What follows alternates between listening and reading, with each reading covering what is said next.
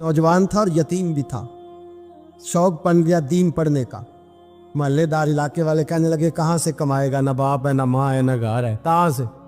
हजरत रूमी कहते हैं नौजवान ने जंगल में झोंपड़ी लगा ली।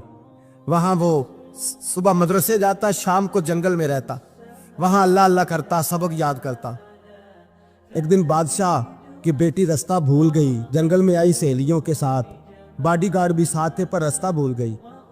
खोती खोती शाम हो गई, ऐसी खोई कि जब रात गहरी हो गई तो आके उस नौजवान के पास रुकी और चिल्लाने लगी। शेर के दहाड़ने की आवाज आती है, भेड़िए के बोलने की आवाज आती है। नौजवान अकेला, सहेलियां बिछड़ गई, गार्ड बिछड़ गए। कहने लगी मैं परेशान हूँ, मुझे जगह मिल जाएगी। नौजवान कहता मैंने शहजादी देखी और मुझे भी पता था कि घर एक ही है और आग को अंदर से दरवाजा भी बंद करना पड़ता है, जंगल जानवर भी आ जाते। कहते मेरी छोटी सी कुटिया में, झोंपड़ी में वो आई, रो के कहने लगी सहारा कोई नहीं, अगर मैं पीछे निकलूंगी तो भेड़िए खा जाएगा। कहते मैंने उसे जगह दे दी। अकेली औरत, चिराग जल रहा है, सबक याद कर रहा हूँ। मेरे नबी पाक ने फरमाया जहां मर्द औरत अकेले हो तीसरा शैतान होता है। और शहजादी, वो बच्चा कहता है सबक याद करता रहा सारी रात। वो बच्ची को कहा सो जा, पर वो कहती है नींद मुझे भी कहाँ आई। ऐसे मौक़ों पर नींद, सारी रात सबक याद करता। थोड़ी थोड़ी देर के बाद चिराग जलता तो उस पर उंगली रखता, हाथ जलता तो पीछे खींचने, फिर दूसरी उंगली रखता, थोड़ी देर के बाद जलता तो खींचने, हाथ सारा जल गया। सुबह किरणें चमकी तो कहने लगा चल निकल जा, दौड़ जा, बस बड़ा सब्र का इम्तिहान हो गया, चली जा। शहजादी बाहर निकली, सिपाही ढूंढ रहे थे। बादशाह खुद जंगल में निकला हुआ था, मेरी बेटी मिल गई। बादशाह तन्हाई में जाके कहने लगा बेटा मैं दुनिया को बताऊंगा कि मेरी बेटी खोई नहीं थी, सिपाही साथ ही थे। ये बड़ा मुश्किल होता है, बेटी तो भूल के भी रात कहीं रह पड़े तो लोग जीने नहीं देते, तो बेटा मुश्किल हो जाएगा मेरे लिए। कहाँ थी? उसने कहा नेक नौजवान के पास। उसने कहा बेटा मैं तो तेरी बात मानूंगा पर दुनिया नहीं मानेगी। अगर उस नौजवान ने किसी को बता दिया कि तू उसके पास थी तो फिर लोग मेरा जीना मुहाल कर देंगे। बेटा मैं मर जाऊंगा, मेरी मजबूरी ये है कि वो कहीं राज ना उगल दे वो नौजवान, उसे कत्ल करना पड़ेगा। औरत ने मिन्नतें की, उस बेटी ने कहा मेरे मौसम को मारोगे, रोई। और वो कहने लगा मैं बादशाह, वो मेरा अपना वकार है, मैं उसको छोड़ नहीं सकता। गिरफ्तार कर लाए सिपाही। वक़्त तय हो गया सजा का। अकेले कारकोशरी में रखा गया, जो उसके खास एतबार वाले थे उनकी ड्यूटी लगाई। बादशाह ने बुलाया, पहले बिलम आया। औरत कहने लगी, बेटी कहने लगी एक दफा तो बुलाओ ना, एक सवाल बस पर्दे में रह के पूछना है और फिर जो आपका जी चाहे, मेरे मौसम को मारना तो है, तो मर्जी आपकी। सामने खड़ा किया, नौजवान पर्दे के पीछे, औरत खड़ी हो गई। बादशाह बीच बैठ गया। बीबी कहने लगी सारी रात बेदार मैं भी रही, सोया तू भी नहीं। वो जो तू चिराग के करीब हाथ लगा के जलाता था वो समझ नहीं आई। नौजवान रो पड़ा, कहने लगा क्या करूं, मैंने रसूलुल्लाह का दीन पढ़ा है, क्या करूं, मैंने हुजूर का दीन पढ़ा है। मैंने पढ़ा है कि जानी को सबसे नीचे दोज़ख के सबसे निचले दर्जे में जलाया जाए, उसे जहन्नमियों का पीप और रेशा पिलाया जाए, कंद खिलाया जाए। ये रवायतें पड़ी हुई थी। थोड़ी थोड़ी देर के बाद शैतान मुझे कहता था बदकारी कर ले। मैं अपना हाथ उसी वक्त जब शैतान मशवरा देता तो मैं आग पे करता। मैं कहता अगर ये बर्दाश्त हो गई तो वो भी हो जाए। जब हाथ जलता तो मैं समझ जाता नहीं तुझसे तो ये नहीं बर्दाश्त होती तो वो कैसे हो। फिर मुझे शैतान मशवरा देता कोई देख नहीं रहा, तो बुलाने नहीं गया, खुद आई, मैं दूसरी उंगली लगा देता। मैंने हाथ जलाया और मैं समझ गया जब छोटे से चिराग की इतनी सी शमा की आग नहीं बर्दाश्त होती तो दोज़ख कैसे बर्दाश्त होगी। कहता मैं बाज आया।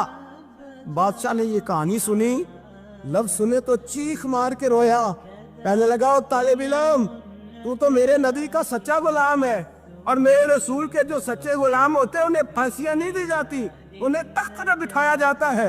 अब तुझे सजा नहीं होगी बल्कि मैं अपनी बेटी का निकाह तेरे साथ करूंगा और मेरे बाद इस सल्तनत का बादशाह भी तू ही बनेगा। अब वो नौजवान वहां नारे लगा रहा है, कहता लोगों तुम मुझे कहते थे दीन से क्या मिलता है, दीन से तो अल्लाह तख्त व ताज भी अता फरमा देता है। अगर नौजवान शर्मो हया वाले बन के रहे अल्लाह सारी इज्जतें दे देगा। देखे ना अल्लाह के फजल से इज्जत मिलती है और जब कोई इज्जतदारों जैसा काम ही ना करे। एक बात और अर्ज करनी है पर वक्त थोड़ा रह गया। जवानों, मैं ना जब कभी परेशान होता हूँ ना तो मैं ये वाली बात खोल के पढ़ता हूँ वाला, ये बात ढारस बनाती है। ढारस توانائی دیتی ہے, پورا مضمون باندھا ہے.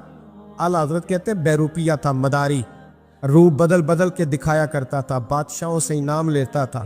ایک دن اورنگزیب عالمگیر کے پاس آ گیا, کہنے لگا میں روپ بدلوں گا, اگر آپ پہچان نہ سکے تو میں انعام لوں گا. آپ نے فرمایا میں کوئی ایسے ویسا بادشاہ نہیں, کہا مجھے دھوکہ دینا مشکل ہے. کہا نہیں میں روپ بدلوں گا. حضرت اورنگزیب عالمگیر بڑے نیک بادشاہ گزرے, بڑے پرہیزگار. وہ بہروپیہ کہنے لگا میں روپ بدلوں گا, آپ نہیں پہچان سکیں گے. فرمایا چل جتنا تیرے اندر زور ہے لگا لے. حضرت نے اعلان کیا کہ میں نے فوجی بھرتی کر دیں, 2 ماہ کے بعد ٹیسٹ ہوگا. وہ 2 مہینے دوڑتا رہا, رنگ روپ بناتا رہا, آیا ٹیسٹ دینے, 2-3 سپاہیوں کا امتحان لیا. اس کی باری آئی تو 10 روپے دیے, کہنے لگے تیرے آنے جانے کا کرایہ میں نے تجھے پہچان لیا ہے. کچھ دنوں کے بعد جانے لگے سفر پر, تو بھکاری آ گئے خیرات مانگنے. اس نے بھی سارے منہ پر سیاہی مال لی, کپڑے پھاڑ لیے, سر کے بال مڈا لیے, پگے تک کٹا لی, بدرنگ ہو کے آیا. کاسا آگے کیا تو حضرت نے 10 روپے ڈالے, کہنے لگے تیرے آنے جانے کا کرایہ میں نے پہچان لیا ہے. کچھ دن گزرے تو ٹیچر کی ضرورت تھی. اس نے مونچھیں بڑی کر لی, داڑھی نکلی لگا لی, سر پہ جنا کیپ پہن لی, ایک شیروانی لے لی اور ہاتھ میں چھڑی پکڑ کے آیا. کہنے لگا میں استاد ہوں, 2-4 بندوں کا امتحان لیا. اس کی باری آئی تو 5 روپے دیے, 10 روپے دیے, کا تیرا کرایہ میں نے پہچان لیا. 2 سال گزر گئے. وہ جب بھی آتا حضرت پہچان لیتے. ایک دن سفر پہ جا رہے تھے, بہت بڑا لشکر تھا, جہاد کرنے جا رہے تھے اورنگزیب عالمگیر. تو دیکھا ایک پہاڑی ہے, پہاڑی پہ لوگ جا بھی رہے ہیں آ بھی رہے. اورنگزیب عالمگیر پوچھنے لگے یہاں کیا ہے؟ کہنے لگے بابا جی بیٹھے ہیں دعا کرتے ہیں, اللہ کے نیک بندے ہیں. اورنگزیب کہنے لگے یار پرانے لوگ سارے ہی اللہ والوں کو مانتے, یہ بھی مصیبت آئی ہے جتنی نہیں آئی ہے, سارے لوگ ہی مانتے. کہنے لگے ذرا میں دعا نہ کرا لوں, بچے کام جا رہا ہوں. اورنگزیب بادشاہ تھے, بادشاہ لوگ نازک مزاج ہوتے ہیں. گھوڑے سے اترے, بڑی مشکل سے پہاڑی پہ چڑھے, اوپر گئے تو لائن لگی ہے. بابا جی غار میں بیٹھے, کہنے لگے میں نے ملنا, میں اورنگزیب ہوں. انہوں نے کہا ہمارا بابا اس طرح کا پیر نہیں کہ امیر آئے تو رنگ اور ہو, غریب آئے تو اور ہو. یہاں اگر ملنا ہے تو لائن میں لگ جاؤ, سب ایک جیسے. اب لائن میں کھڑے ہو گئے, 50 آدمی آگے تھے. کہتے ہیں 51واں نمبر تھا. تھک گیا دھوپ میں کھڑا کھڑا. جب میں پہنچا غار کے دہانے تو میں نے بابا جی کے چہرے پہ نظر ڈالی تو بڑا نورانی چہرہ, بڑی خوبصورت لب و لہجہ.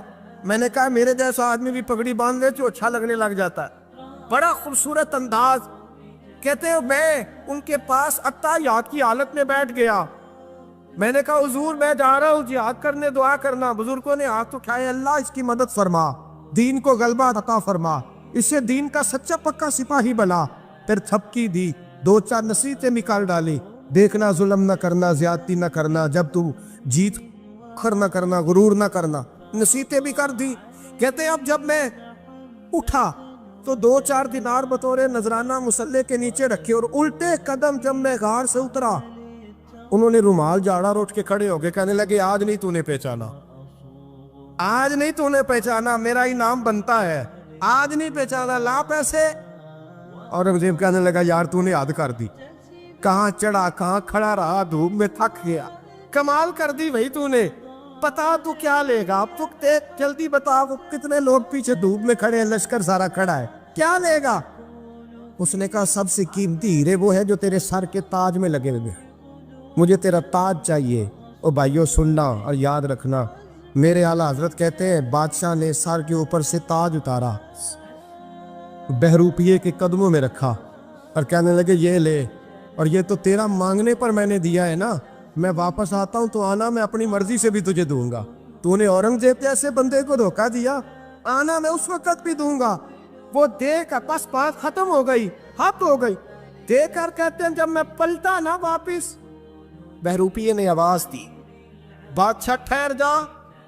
تو میں نے پلٹ کے دیکھا تو کہنے لگے یہ اپنا تاج لے جا, اٹھا اور لے جا. میں نے کہا 2 سال بیت گئے تجھے محنت کرتے, آج قابو آیا تو لے جاؤ. کہنے لگا لے جا, مسئلہ سمجھ میں آ گیا. میں نے کہا مجھے بھی تو سمجھانا. کہتے ہیں وہ پھوٹ پھوٹ کے رویا, اس کی آنکھیں برس پڑی, سیلاب کی طرح آنسو بہہ نکلے, تڑپا اور رو کے کہنے لگا بادشاہ میں نے جھوٹ موٹ رسول اللہ کی غلامی اختیار کی تھی, جھوٹ موٹ کی داڑھی, جھوٹ موٹ کی پگڑی, جھوٹ موٹ کا فقر, میں نے جھوٹ موٹ نبی پاک کا لباس پہنا ہے, تو تیرے جیسے بادشاہوں کے تاج میرے قدموں میں آ گئے ہیں. اگر میں سچ مچ رسول اللہ کا غلام بنوں گا تو اللہ کیا کچھ عطا فرمائے، اللہ کتنی نعمتوں سے نوازے۔ میرے اعلیٰ کیا فرماتے ہیں؟ اعلیٰ حضرت فرماتے ہیں فرشتے بھی کرتے ہیں تعظیم میری۔ کون جی؟ اللہ ایسا عقیدہ بھی کم ملے گا جو بریلی کے امام کا عقیدہ ہے، ایسا بھی کم۔ کہتے ہیں فرشتے بھی کرتے ہیں تعظیم میری۔ کیوں؟ فرمانے لگے فدا ہو کے ان پر یہ عزت ملی۔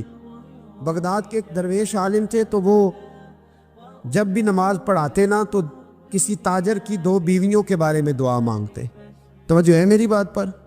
نماز پڑھاتے تو کہتے اللہ اس تاجر کی 2 بیویوں کو اپنی خاص رحمتیں عطا فرما۔ ایک دن لوگ ان کے گرد اکٹھے ہو گئے، کہنے لگے بابا جی بتائیں تو صحیح وہ بیویاں کون تھی جن کے لیے آپ دعا مانگتے؟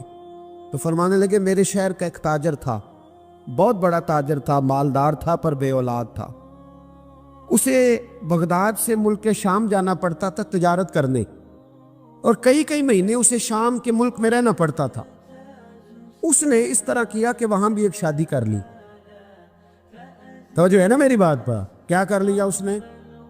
دوسری شادی کرنا مرد کے لیے جائز ہے، تیسری کرنا بھی، چوتھی کرنا بھی بھیا کے وقت، مگر اگر انصاف کر سکے تو۔ اگر چاروں میں ہم نہ آدھا مسئلہ سنتے ہیں اور آدھا ہی بیان کرتے ہیں، اگر انصاف نہ کر سکے پھر اس کے لیے 4 جائز، پھر وہ ایک ہی رکھے گا۔ تو عزیز دوست دوسرا نکاح کر لیا، شادی ہو گئی۔ اب وہ وہاں کچھ زیادہ وقت گزارنے لگا، مالدار آدمی تھا، بیوی کو مکان بھی لے کے دے دیا۔ اب وہ دیر سے آتا واپس، اور جب آتا بھی تو اس کے وہ والے انداز نہ ہوتے جو پہلے ہوا کرتے تھے۔ اب بیوی سے بڑا جاسوس بھی کوئی نہیں ہوتا، اس کو تو پہلے پتہ چل جاتا ہے کہ ماجرا کیا ہے، اسے بڑی خبر ہوتی ہے۔ تو اس نے محسوس کر لیا کہ بدلے بدلے سے میری سرکار نظر آتے۔ وہ کہنے لگی اب کہ جب آتا جاتا ہے تو اس کے حالات کچھ بدلے بدلے سے ہیں، ماحول کچھ اور ہے۔ اس نے ایک بوڑھا آدمی جو اس کا عزیز بھی تھا اور سمجھدار بھی تھا اس کو تیار کیا، کہنے لگی اب کہ جب ملک کے شام جائے نا تو اس کا پیچھا کرنا اور خبر کرنا کہ کہاں رہتا ہے، کہاں جاتا ہے، کیا کرتا ہے۔ وہ بوڑھے بزرگ جو تھے وہ خاتون کے کہنے پر کچھ اس نے کرایہ بھی دیا۔ وہ اس تاجر کے پیچھے گئے اور واپس آ کے خبر دی، کہنے لگے کہ یہ تو 2-3 سال بیت گئے، اس نے وہاں بھی شادی کی ہوئی ہے، تجھے بتایا ہی نہیں۔ بی بی بڑی سمجھدار تھی، حوصلہ مند، زیرت، اس نے شور نہیں مچایا۔ اس نے کہا کہ میں نا اب جب آئے گا نا تو طریقے سے بات کروں گی اور پوچھوں گی کہ ایسا کیوں کیا۔ اور یہ بھی اس نے آ کے بتایا کہ اگر تیرے ساتھ نکاح کے بعد اسے اولاد نہیں ملی تو اولاد وہاں بھی کوئی نہیں، یہ مکمل تفصیلات۔ اب جب اس دفعہ خامند آیا تو آتے ہی وہ بیمار ہو گیا، کمزور ہونے لگا۔ اب خاتون نے مناسب نہیں سمجھا کہ آتے ہی دڑام سے میں اس کے سر پر یہ ٹھوڑ دوں کہ تو نے نکاح کیا ہوا ہے اور مجھے بتایا نہیں۔ وہ ذرا تسلی میں رہی، کچھ وہ بیمار تھا، حوصلہ رکھا، خدمت کرتی رہی۔ کچھ دن گزرے تو وہ تاجر انتقال کر گیا، فوت ہو گیا۔ اب راز کھل نہ سکا، عدت گزاری، اور جب سارا مال جمع کیا نا تو اشرفیوں کی بوریاں بھر گئی۔ سارا مال اس بی بی کا، 4 بوریوں میں اشرفیاں، 4۔ یہاں تو پیٹ کا دوزخ ہے، معاذ اللہ، بھرتا ہی نہیں۔ حل من مزید، حل من مزید۔ وہ جو کہتے تھے نا کہ بس باہر چلا جاؤں اور باہر میں کچھ تھوڑے سے پیسے کما کے 2-3 سال میں لوٹ آؤں گا، پھر یہاں آ کے کوئی کاروبار کروں گا، وہ گئے ہیں تو واپس نہیں آئے۔ وہ جو کہتے تھے نا بس میں نے اتنا سا کاروبار کرنا ہے کہ مکان بن جائے، انہوں نے 4 مکان بھی بنا لیے ہیں، لیکن بریک حل من مزید کی دوڑ ہے۔ اب 4 بوریاں اس عورت نے چھپائے رکھی، کوئی بندہ نہیں جانتا بغداد میں کہ ملک کے شام میں تاجر کی دوسری بیوی بھی ہے۔ جب وہ فارغ ہوئی تو اس نے اس بوڑھے جاسوس کو پھر بلایا اور 2 بوریاں اونٹ پہ رکھی، خود بھی ساتھ بیٹھی اور ملک شام گئی۔ اللہ اکبر۔ وہ بزرگ کہتے ہیں میں ایسے نہیں دعا کرتا۔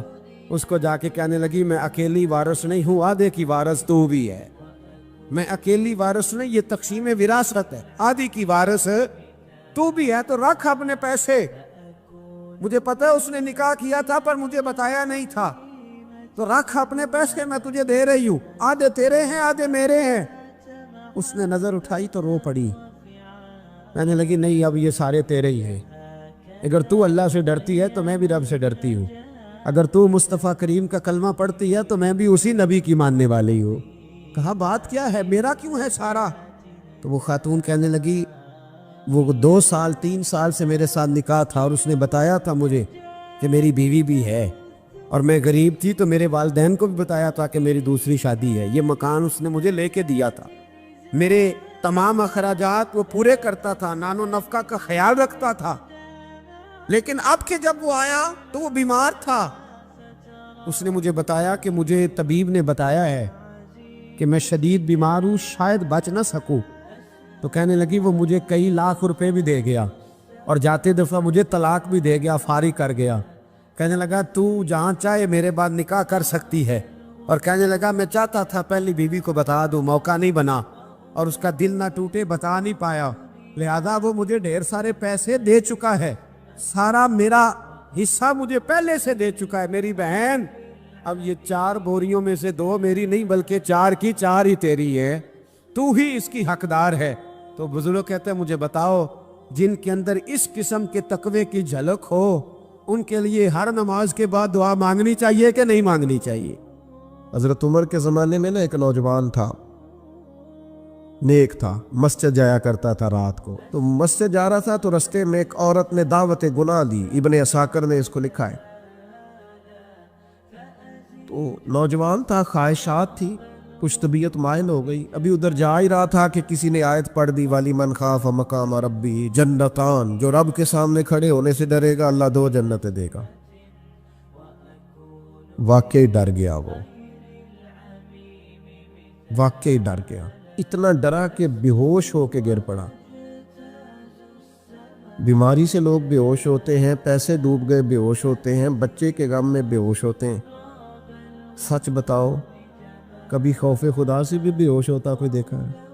ہمارے ہاں تو روز مرہ ہی نہیں ہے بھائی، اور بڑی باتیں ہیں بے ہوش ہونے کی، ڈرنے کی، غش کھانے کی۔ بے ہوش ہو کے گر پڑا، بوڑھے باپ کو کسی نے بتایا بچہ بے ہوش پڑا ہے، اٹھا کے گھر لائے، گھر لا کے کہا بیٹا کیا ہوا؟ نوجوان ہے، چڑھتی جوانی ہے پر پاکیزہ بڑی ہے۔